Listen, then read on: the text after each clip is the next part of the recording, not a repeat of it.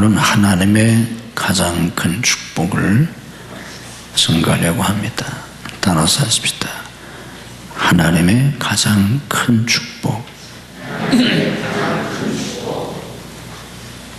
우리가 신정을 맡든지 구정을 맡으면 사람들에게 그렇게 인사하고 또 축복을 빌고 또 덕담을 나눕니다. 새해 복 많이 받으세요. 왜 새해가 될 때마다 그런 축복을 하나? 우리는 하나님의 복을 받아야만 살 수 있는 존재이기 때문에 복 많이 받으시라고 그렇게 빌어주는 겁니다. 또 우리 모두에게는 복이 필요하기 때문에, 더 큰 복이 필요하기 때문에 새해 복 많이 받으라고 그런 축복을 해줍니다. 자, 그런데 우리 삶에서 우리가 풍성한 축복을 누리며 살려면 우리가 먼저 깨달아야 할 것이 있는데, 그것은 바로 하나님의 가장 큰 축복이 무엇인가 하는 겁니다. 하나님의 가장 큰 축복이 뭔가? 우리가 이걸 잘 깨닫고 신앙생활을 해야만 우리가 하나님이 주시는 풍성한 복을 누리면서 복된 인생을 살 수 있습니다. 우리가 이걸 잘 깨닫지 못하면 우리가 한평생 신앙생활을 해도 신앙생활을 제대로 하지 못하게 되고 또 우리 인생이 복되지 못하게 됩니다. 한번 따라서 하십시다. 하나님의 가장 큰 축복. 하나님이 우리에게 주시는 복 가운데 가장 큰 복이 뭘까? 어떤 복이 과연 가장 큰 복인가? 잠시 생각해 보시기 바랍니다. 무슨 복이 가장 큰 복일까? 내가 하나님 앞에 받아야 할 가장 큰 복이 과연 무엇일까? 많은 사람들이 하나님이 우리에게 주시는 가장 큰 복을 제대로 깨닫지 못하고 신앙생활을 합니다. 세상 사람들은 인사할 때 새해 부자 되세요, 돈 많이 버세요, 그렇게 복을 빌어줍니다. 왜 그런 인사를 하겠습니까? 돈이 필요하잖아요. 돈 없으면 살 수가 없지 않습니까? 부자 되면 우리가 보다 더 윤택한 삶을 살 수 있고 또 하고 싶은 많은 걸 할 수 있잖아요. 그래서 그런 축복을 해주는 겁니다. 물론 그것은 축복 중에 하나이지만 그러나 그게 가장 큰 축복이 될 수는 없습니다. 왜냐하면 돈이 있어도 안 되는 게, 할 수 없는 게 너무 많기 때문입니다. 돈이 있다고 부자라고 해서 꼭 행복한 건 아니잖아요. 그러니까 돈이 가장 큰 복이 될 수는 없습니다. 또 세상적인 명예나 권세도 그것도 좋은 것이긴 하지만 그것이 우리에게 가장 큰 복이 될 수는 없고, 아무리 큰 권력을 가지고 있다고 해서 그 사람이 꼭 훌륭한 것도 아니고 행복한 것도 아니지 않습니까?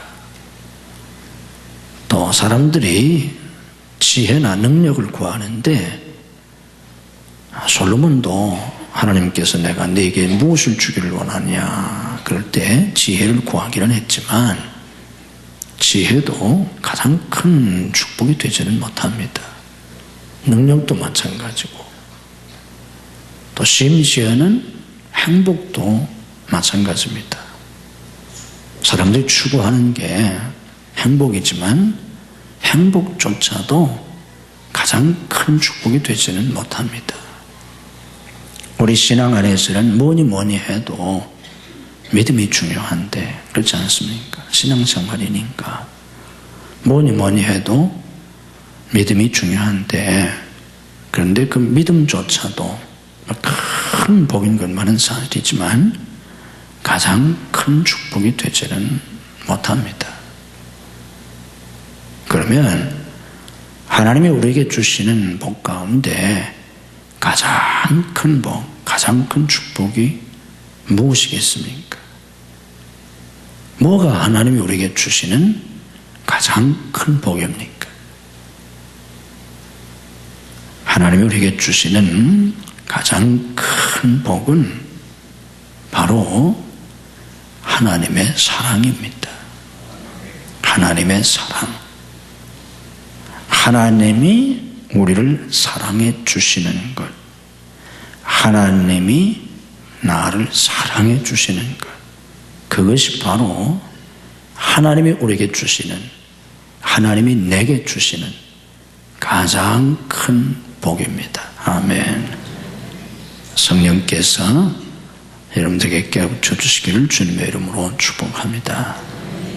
하나님이 내게 주신 그 어떤 것이 아니고 하나님이 나를 사랑해 주시는 것, 그것이 하나님이 내게 주시는 가장 큰 축복이다, 그 말씀입니다. 믿음으로 떠나서 하십시다. 하나님이 나를 사랑해 주시는 것이 하나님의 가장 큰 축복이다. 아멘. 다른 것들은 그 사랑의 선물일 뿐입니다. 하나님의 사랑을 우리에게 가르쳐주는 가장 대표적인 성경 구절이 요한복음 3장 16절인데, 하나님이 독생자를 주셨다. 그런데 하나님이 독생자를 왜 주셨냐? 하나님이 세상을 이처럼 사랑하사 독생자를 주셨나니. 하나님이 독생자를 주신 것조차도 하나님의 사랑의 선물일 뿐입니다. 사랑하셔서 독생자를 주신 겁니다. 예수님이 우리의 죄를 대신 짊어지시고 우리를 멸망 가운데서 구원하시려고 십자가에서 피 흘려 죽으신 것도, 십자가에서 당신의 생명을 우리의 죄값으로 대신 내어주신 것도 예수님이 우리를 사랑하셨기 때문입니다. 우리에게 뭘 주시는 그 모든 것들은 다 하나님의 사랑에서 나오는 하나님의 사랑의 선물일 뿐입니다. 그래서 그런 것들이 그렇게 중요한 게 아니고, 가장 근본적이고 가장 중요한 것은 하나님이 우리를 사랑하신다는 겁니다. 하나님이 나를 사랑하신다. 한번 다시 믿음으로 고백합시다. 하나님이 나를 사랑하신다. 아멘.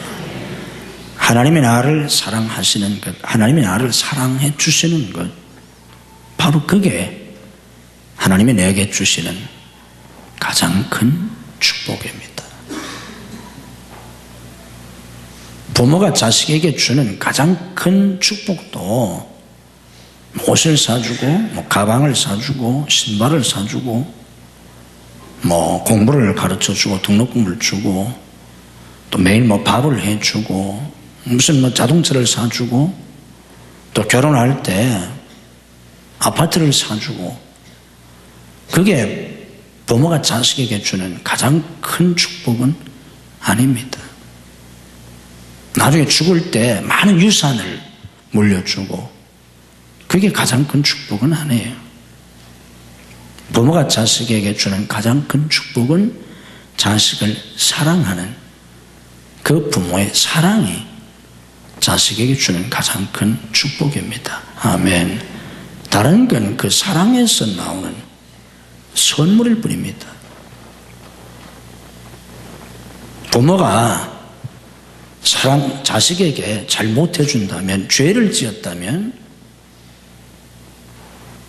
결혼할 때 집 한 칸 사주지 못한 게 그게 부모의 잘못이 아니고, 집 한 칸은 고사하고 방 한 칸 얻어주지 못했다, 그게 부모의 죄가 아니에요. 그게 아니라 자식을 정말 사랑하지 못한 것.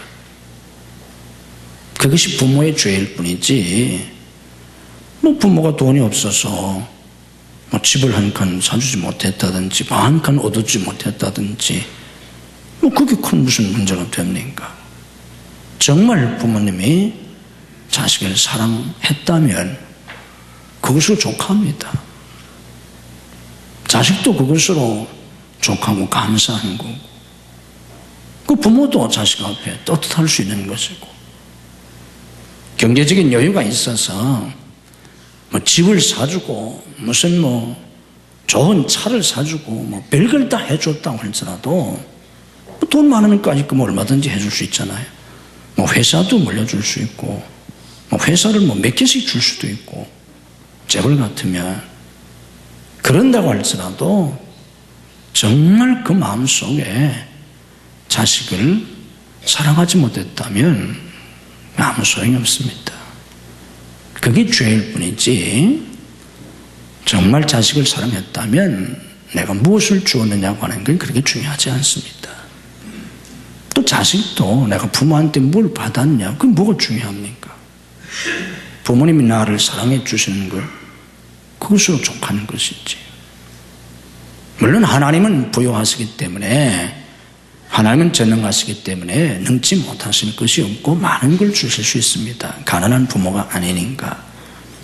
그러나 하나님이 온 우주를 우리에게 주신다고 할지라도 그것보다 더 중요한 것은 하나님이 나를 사랑해 주신다는 겁니다.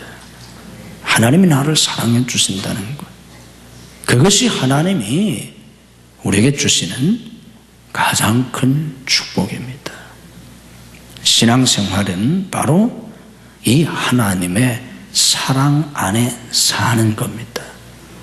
여러분이 착각하면 안 돼요. 교회 다니는 게 신앙생활 아니에요. 또 교회 뭐 열심히 다닌다고 해서 그 신앙생활 잘하는 것도 아니에요. 물론 그래도 그런 사람들 중에 신앙생활을 잘하는 사람들이 있으니까 그런 것도 그 자체로 뭐 의미가 없는 건 아니지만, 그러나 그 자체가 그런 건 아니다 그거예요. 교회 아무리 100년을 다녀도, 또 뭐 열심히 다니는 것 같아도 하나님의 사랑 안에 살지 못한다면 겉껍데기 신앙생활을 하는 사람들입니다. 하나님의 사랑 안에 사는 게 신앙생활입니다. 따라서 고백합시다. 신앙생활은 하나님의 사랑 안에 사는 것이다. 주님의 사랑 안에 사는 것이다. 아멘. 그게 신앙생활이에요. 주님의 사랑 안에 내가 사는 것, 그게 신앙생활이지 뭐 교회 다닌다고 그게 신앙생활이 아니에요. 내가 주님의 사랑 안에 살 수만 있다면, 오늘 주님이 말씀하셨잖아요. 아버지께서 나를 사랑하신 것 같이 나도 너희를 사랑하였으니 내 사랑 안에 거하라. 우리가 주님의 사랑 안에 거할 수만 있으면, 우리가 주님의 사랑 안에 살 수만 있다면 그것으로 족합니다. 왜 그렇습니까? 내가 주님의 사랑 안에 산다면 걱정할 게 없잖아요. 요한에서 4장 18절에 말씀하셨지 않습니까? 온전한 사랑이 두려움을 내어쫓는다. 온전한 사랑이 누구의 사랑입니까? 하나님의 사랑 아닙니까? 그 하나님의 사랑 안에 내가 있으면 걱정할 게 없잖아요. 믿음으로 고백합시다. 하나님이 나를 사랑하시니 난 걱정할 것이 없다. 아멘. 아멘이 되십니까? 아멘은 되지만 걱정이 안 되나요? 속에서 걱정이 되잖아요. 왜 그래요? 주님의 사랑 안에 내가 살지 못하기 때문이에요. 머리로는 그게 다 인정이 되고 인식하고 있지만 실제로 내가 그건 안 되고 있는 거예요. 전능하신 하나님이 나를 사랑하시는데, 그것도 독생자를 주실 정도로 그렇게 나를 사랑하시는데, 예수님이 날 대신해서 죽어주실 정도로 나를 사랑하시는데 걱정할 게 뭐가 있어요? 그래도 걱정이 된다면 이건 완전히 이건 뭐 또라이지. 그걸 모르니까 우리가 또라이가 아니지. 그걸 알고도 그런다면 그건 정말 정신 이상자예요. 여러분들이 정신 이상자가 아닌 건 그걸 모르고 걱정하니까 그래도 괜찮은 거지. 좋은 건 아니지만 그래도 정신 이상자는 아니니까. 그걸 알고도 걱정한다면 그건 진짜 이상한 거예요. 그건 정신병자예요. 어떻게 걱정할 수가 있어? 그래도 우린 걱정하잖아요. 왜? 그걸 모르니까. 하나님의 세상을 이처럼 사랑사 독생을 주셨으니 유치부 때부터 달달달 애웠지만 그걸 모르잖아요. 머릿속에서 내가 알고 있는, 지식으로 알고 있는 거지. 지식으로만 아는 건 그게 아는 게 아니에요. 내가 그걸 깊이 내 영이 깨달아야 하고 내가 마음으로 깨달아야 아는 거지. 그걸 깨닫지 못하잖아요. 그걸 깨달을 수만 있어봐. 뭐 쓸데없이 걱정해. 하나님이 나를 사랑하시는데 걱정할 이유가 하나도 없어요. 내가 하나님의 사랑 안에 있다면 얼마나 감사합니까? 나를 그렇게 사랑하신다. 그래서 뉴턴 같은 사람도 그런 찬송을 쓴 겁니다. 나 같은 죄인 살리신 그 은혜 놀라워.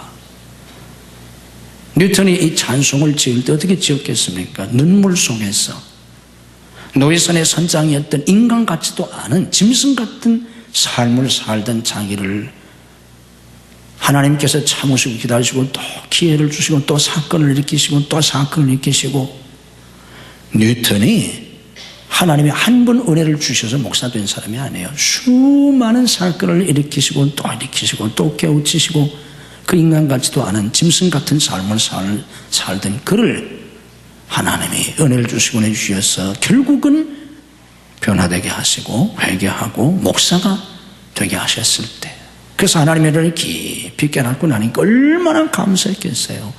그래서 눈물 속에서 그 찬송을 쓴 거라.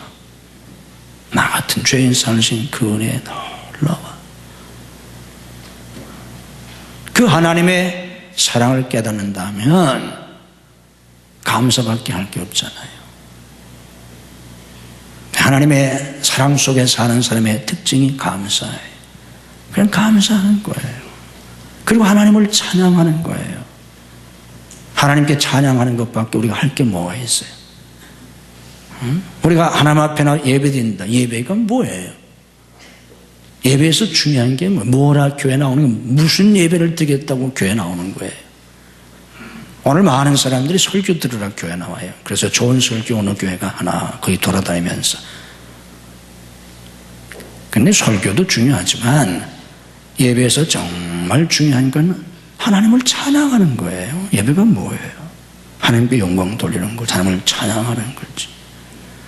하나님이 독생자까지 주시는데 뭘 그 앞에 와서 또 달라고 무슨 기도를 엄청 하겠어요. 다 수준이 낮아서 그렇지. 하나님께 영광을 돌려야지. 아멘. 천국의 기도가 있어요? 요한계시록에 조금 보여주잖아요. 천국의 기도가 이때 없어. 천국에서 무슨 기도를 해? 뭘 달라고 천국 가서 기도를 하겠어?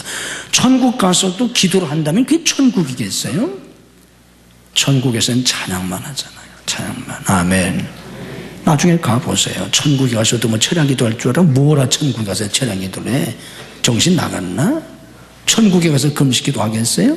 그럼 그게 무슨 천국이야 그게. 천국엔 기도 없어요. 찬양만 하는 거예요. 이 땅에서도 우리가 영적으로 높아지면 찬양을 하게 된다. 찬양밖에 할 거 없잖아요.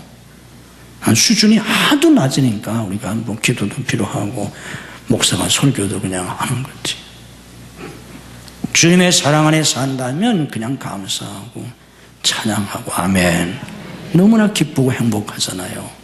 주님이 나를 사랑해 주신다는데 젊은 애들 보세요. 별것도 아닌 남자나 별것도 아닌 여자아이가 자기를 좀 사랑해 주면 막 인생이 달라지잖아요. 얼굴이 달라지고 막 애가 그냥 정신이 반은 나갔잖아요.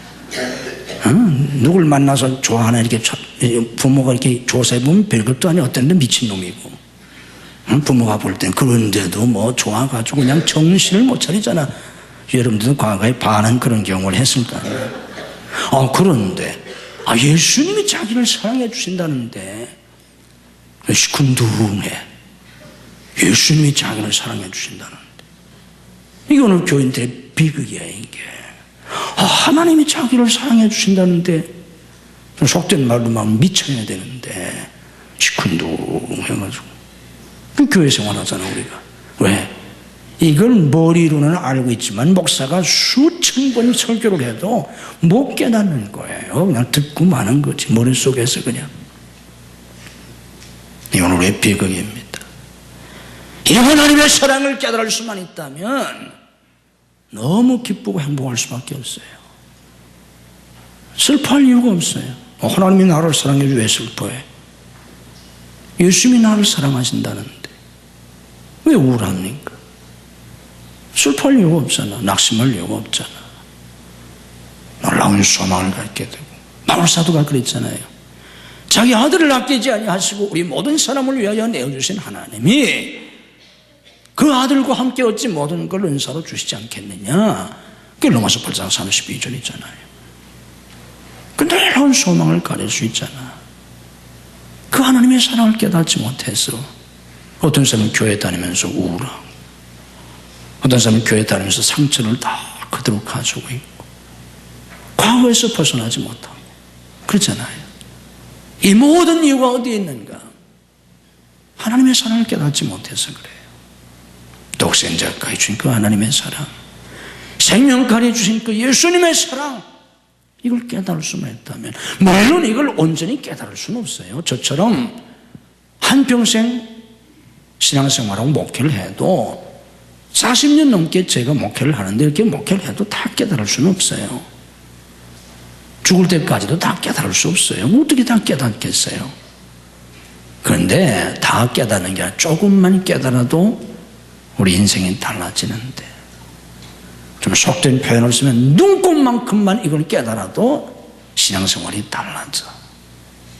나쁘게 하면 눈곱만큼도 깨닫지 못하는 거예요. 이 하나님의 사랑을 눈곱만큼만 깨달아도 신앙생활이 180도 달라져요.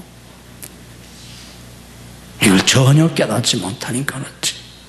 이걸 깊이 깨달아야 합니다. 신앙이 성장한다는 건 뭐 집사 되고 뭐 집사가 권사 되고 뭐 장로 되고 뭐 전도사가 목사 되고 이게 신앙 성장이 아니에요.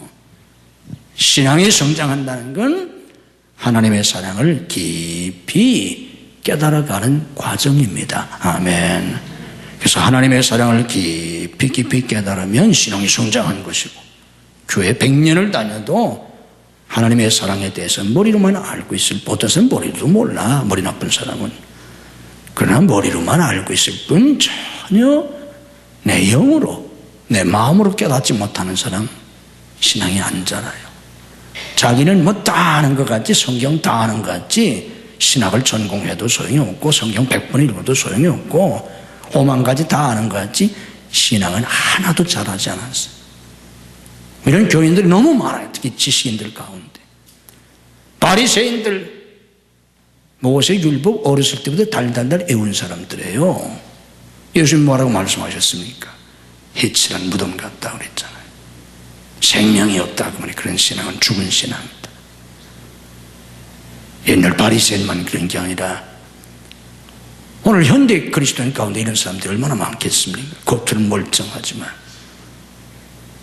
하나님의 사랑을 눈꽃만큼도 알지 못하는 현대 그리스도인들의 비극입니다. 저는 여러분은 하나님의 사랑을 깊이 깨달으시기를 주님의 이름으로 축복합니다. 이 하나님의 사랑을 깨닫게 되면 모든 걸 긍정적으로 생각하게 돼요. 무슨 일이 닥쳐도 무슨 상관이 있어요.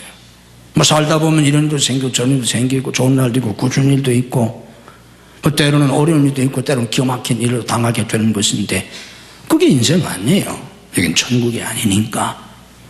그러나 무슨 일을 만나든지 하나님의 사랑을 믿는 사람은, 하나님의 사랑 안에 사는 사람은 긍정적으로 생각하게 됩니다.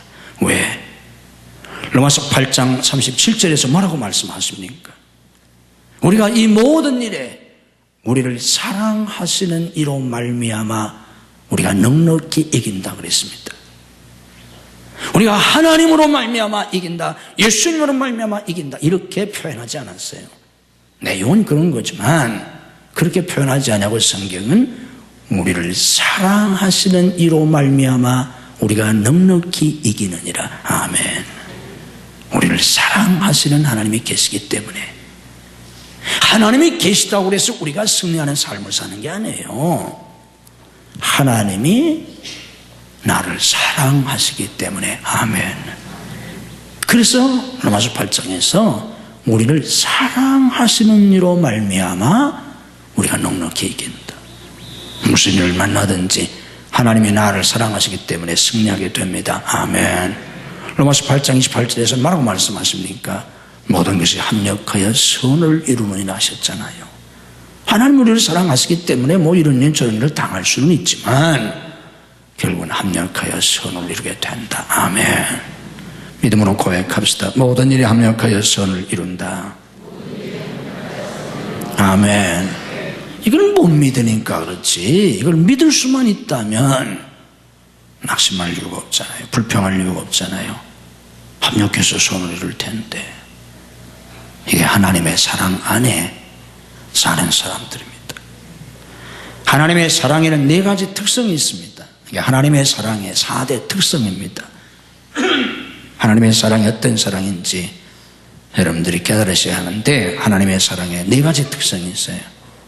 하나님의 사랑의 4대 특성, 그게 뭐냐고 하면 무한성, 불변성, 영원성, 완전성입니다.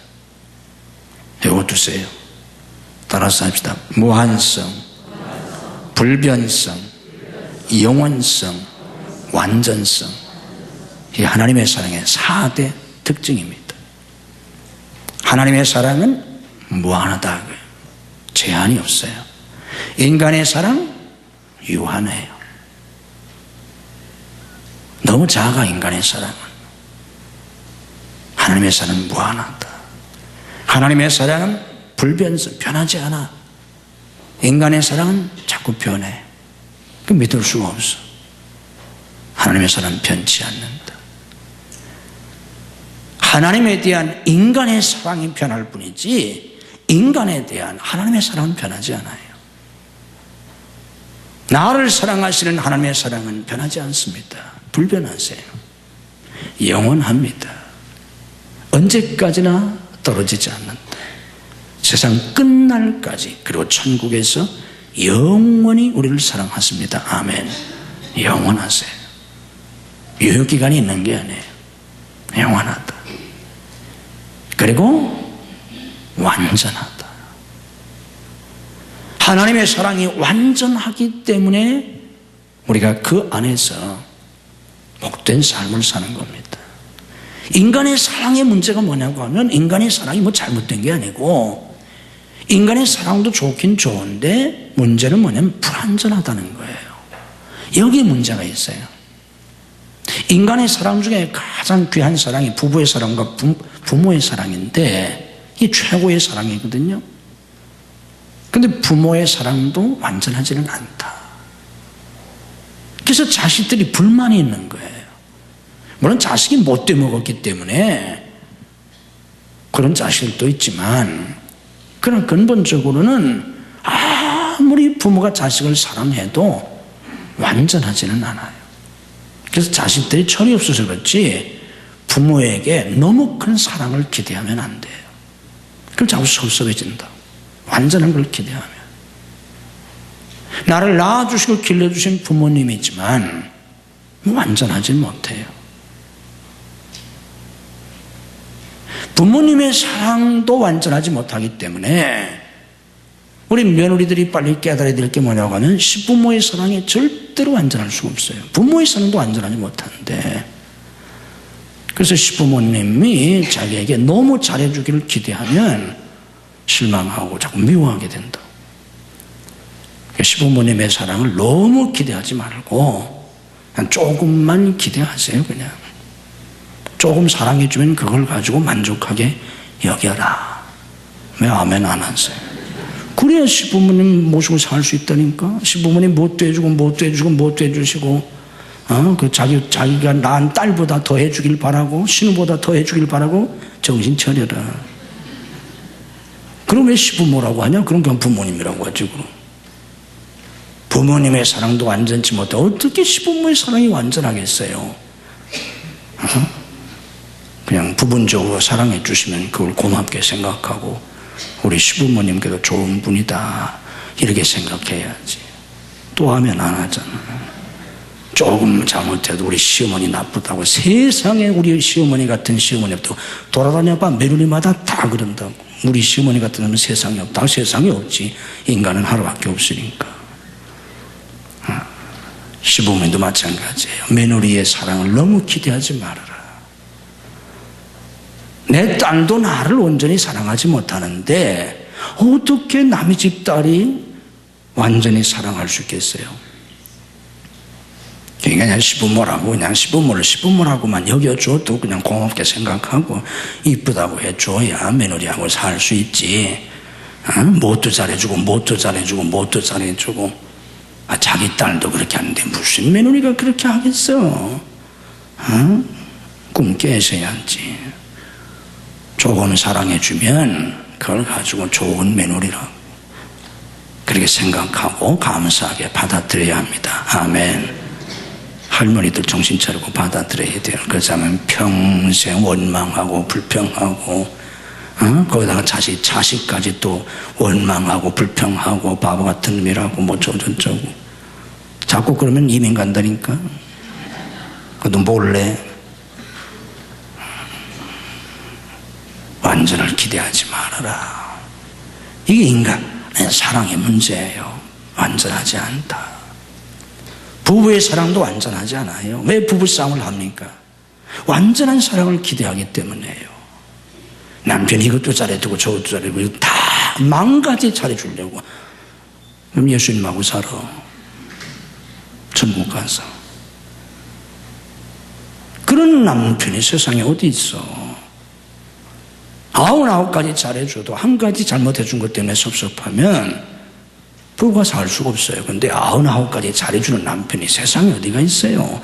100가지 중에 한 90가지 잘해주면 대단한 남편이고, 80가지 잘해주면 아주 우수한 남편이고, 60가지만 잘해줘도 반이 넘잖아. 그렇게 생각하고 그 감사하게 살아야 되는 거지. 아멘들 안 하시잖아요. 맨날 싸운다니까. 그리고 어떤 사람은 아주 작정하고 그 부족한 점을 아주 내가 고치려고, 내가 너를 개조하리라. 아이고, 하나님 또 하나 낳네. 지가 하나님이야. 인간을 개조하게. 그냥 살아요. 그걸 수용하고 사는 겁니다. 아멘. 왜? 인간의 사랑은 불완전하니까. 그걸 가지고 바가지 긁지 말고, 바가지 긁다 인생 다 불행하게 살아. 죽을 때까지 바가지 긁어도 변화되지 않는다니까. 불완전한 사랑을 받아들이는 것이 이 인생입니다. 아내의 사랑도 마찬가지예요. 무슨 여자가 슈퍼머니입니까? 무슨 이것도 잘하고 저것도 잘하고 뭐 온갖 다 잘하는 그런 여자. 세상에 그런 여자가 어디가 있어요? 없어. 그런 여자는 부족한 점이 있어도 부족한 점을 받아들이고 한두 가지 잘하면 그것 가지고 고맙게 생각하고 살아야 합니다. 남자들 하면 하나도 안 하잖아. 어디 가서 천사하고 살려고 착각하지 말아라. 어리석은 생각이다. 아멘. 이것이 인생입니다. 이것이 인간이에요. 인간애라고 하는 건, 인간의 사랑이라고 하는 건 불완전해요. 아무리 형님의 사랑이라고 해도 뭐 형의 사랑이지 뭐 그 이상이에요. 동생의 사랑, 형제지간의 사랑 다 그런 거예요. 완전을 기대한다고, 완전을. 착각일 뿐입니다. 인간의 사랑은 불완전해요. 이 불완전한 사랑을 그냥 수용하고 감사하게 살아야만 불완전한 인간끼리 살 수 있는 겁니다.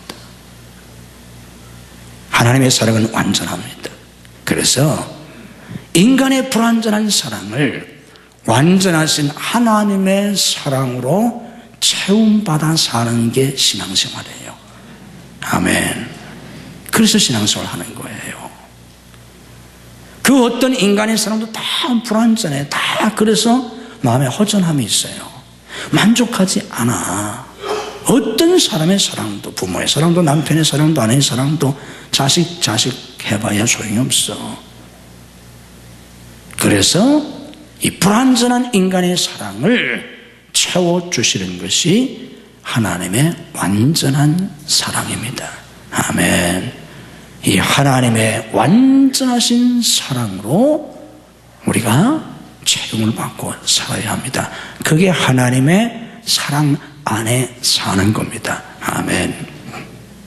하나님의 사랑 안에 살 때만 다윗이 고백한 것처럼 내가 부족함이 없다, 이런 고백을 할 수 있는 겁니다. 왜? 하나님의 사랑은 완전하니까. 중요한 건 뭐냐고 하면 이 하나님의 사랑을 깊이 깨달아야 합니다. 신앙생활에서 가장 중요한 게 뭐냐면 하나님의 사랑을 깊이 깨닫는 거예요. 내가 뭘 받는 게 중요하지 않아요. 뭘 받는다고 거기에 행복이 있지 않아요. 우리가 뭘 받고 뭘 받는 게 중요한 것이 아니라 신앙생활에서 가장 중요한 건 하나님의 사랑을 깊이 깨닫는 거예요. 잘 들으세요. 다시 정리해 드릴게.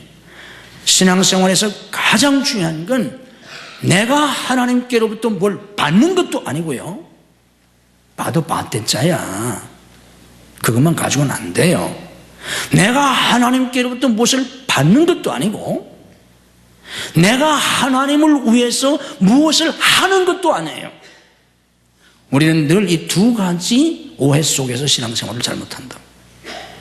뭘 더 받아야 되는 줄 알고 끊임없이 받으려고 몸부림을 치고, 또 신앙이 좀 있는 사람은 뭔가 하나님을 위해서 뭘 하려고, 일하려고, 좋은 생각이에요. 그러나 그것도 중요한 건 아니야. 내가 하나님을 위해서 이 일을 하면 얼마나 하겠어요? 천지를 다시 한번 내가 창조하겠다는 거야? 어차피 좀 살다가 갈 인간이에요. 주먹만한 인간이 뭘 대단한 일을 하겠다고. 내가 하나님을 위해서 무엇을 하는 것도 그게 중요한 일이 아니에요. 가장 중요한 것은 하나님의 사랑을 내가 깊이 깨닫고 하나님이 나를 그렇게 사랑하신다는 것을 내가 믿는 것입니다. 그걸 믿고 사는 거예요. 이것보다 더 중요한 건 신앙생활이 없어요. 다시 한번 말씀을 드릴게요. 내가 하나님의 사랑을 깊이 깨닫고 하나님이 그렇게 나를 사랑하신다는 것을 내가 믿고 사는 것, 이것보다 신앙생활에 더 중요한 건 없어요. 그리고 이것보다 더 하나님을 기쁘시게 할 수 있는 것도 없어요. 히브리 11장에 말씀했잖아요. 믿음이 없이는 하나님을 기쁘시게 할 수 없다. 우리 하나님을 믿어야 되는데 우리가 하나님을 믿는 믿음 가운데 하나님을 기쁘시게 할 수 있는 가장 중요한 게 뭐냐면 하나님이 나를 사랑하신다는 것을 내가 믿는 거예요. 내가 그걸 믿을 때 하나님이 기뻐하신다. 왜? 하나님 우리를 사랑하시니까. 근데 우리가 그걸 못 믿고 앉았잖아. 우리의 모든 불신앙적인 자세, 불신앙적인 삶은 다 거기서 나오는 거거든요. 그 하나님의 사랑을 못 믿으니까. 그 하나님의 사랑을 깊이 깨닫고 믿을 수만 있다면 거기서 우리는 정말 좋은 신앙생활을 하게 됩니다. 하나님도 그걸 기뻐하신다고. 그것보다 더 중요한 게 없으니까. 그래서 하나님의 사랑을 깊이 깨달아야 하는데 이 사랑을 어떻게 깨닫냐? 십자가에서 깨달아야 합니다. 십자가에서. 로마서 5장 8절에 그랬잖아요. 우리가 이제 죄인 되었을 때 그리스도께서 우리를 위해 죽으심으로 하나님께서 우리에게 대한 자기의 사랑을 확증하셨다. 확실히 보여주셨다고. 십자가만큼 하나님의 사랑이 가장 극명하게 나타난 것은 없습니다. 거기서 하나님의 사랑을 깊이 깨달아야 돼요. 그게 뭔지를 이론으로 알고 있는 게 아니라 또 하나 중요한 것은 로마서 5장 5절 말씀 보면 성령으로 말미암아 하나님의 사랑이 우리 마음에 부음바되었다고 하셨습니다. 무슨 얘기냐? 성령을 통해서 하나님의 사랑이 부어져야 돼요. 그래야 하나님의 사랑을 우리가 느끼게 돼요. 우리의 문제는 뭐냐면 하나님이 독생자까지 주셨다는 건 머리로는 알고 있지만 여기서 느껴지지 않는다는 거예요. 이걸 느낄 수만 있어봐 난리 나죠. 속된 말로 인생이 180도 변하고 우리가 난리 난다고. 근데 느껴지지 않아. 머릿속에서만 알고 있는 거죠. 하나도 느껴지지 않아. 손톱만큼도 느껴지지 못하는 거예요. 이 머리는 알고 있지만 이 엄청난 사실을 머리로 알고 있지만 삶은 하나도 달라지지 않아요. 느껴지지 않으니까. 이게 느껴져봐 심장이 터지지. 응?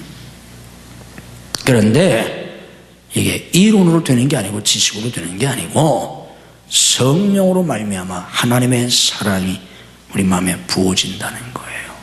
그러니까 무슨 얘기냐면 성령 충만함을 통해서 하나님의 사랑이 우리 마음에 부어져야 이 하나님의 사랑을 깨닫게 됩니다. 아멘. 그래서 여러분들이 그래도 성령 충만할 때는 하나님의 사랑이 감사해서 감사하다고 하고 눈물도 흘리고 어쩌고저쩌고 하다가 또 기도도 안 하고 또 성령 충만하지 못하면 뭐 하나님에 대해서 잘 느끼지도 못하고 감사하지도 못하고 또 언제 또 그랬냐는 것처럼 또 원망하고 불평하고 또 맹한 마음을 가지고 살잖아요. 늘 성령 충만한 가운데 성령으로 말미암아 끊임없이 하나님의 사랑이 부어져서 아멘 부어지고 하나님의 사랑이 깊이 부어져서 그 하나님의 사랑이 내 마음을 가득 채워야 그 하나님의 사랑을 그만큼 우리가 깨닫게 되고 느끼게 되고 그 사랑 안에서 살 수 있게 되는 겁니다. 이런 복된 삶을 여러분들이 사실 수 있기를 주님의 이름으로 축복합니다. 우리 함께 찬양 드리면서